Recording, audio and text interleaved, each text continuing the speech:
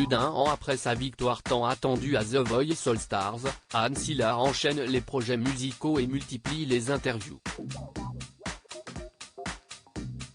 Un mois tout juste après la parution de son nouvel album baptisé Madeleine, la jeune chanteuse renoue avec le succès et se dit plus épanouie que jamais. Il faut dire qu'en 2015, elle avait très mal vécu sa défaite au célèbre Télécrochet. Pour elle, son triomphe en 2021 fut comme une renaissance.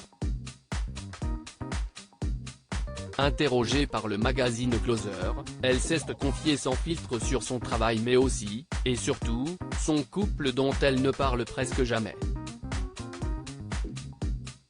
Il y a quelques années, Anne Silla révélait avoir été poignardée par son ex-compagnon. Très discrète depuis, la jeune femme de 32 ans prenait soin de garder le secret sur sa vie privée. Mais ce jeudi 22 décembre 2022, l'artiste a révélé être à nouveau en couple. Je savoure les joies simples de la vie de couple. Ce quotidien est loin de mon idéal romantique, mais je le trouve magnifique, a-t-elle assuré auprès de nos confrères de Closer.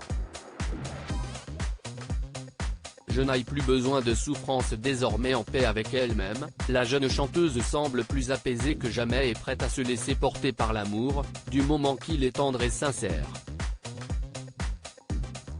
Je n'ai plus besoin de souffrance pour prendre conscience de la valeur de ces moments et de ma chance. J'assume d'être la comique de service et j'accepte la peine quand elle revient, a-t-elle ajouté avec la tendresse qu'on lui connaît bien. Et quid de son avenir? La jolie brune a une idée bien précise. En 2023, je voudrais partir à New York, retenter, à deux, le rêve américain, a-t-elle révélé.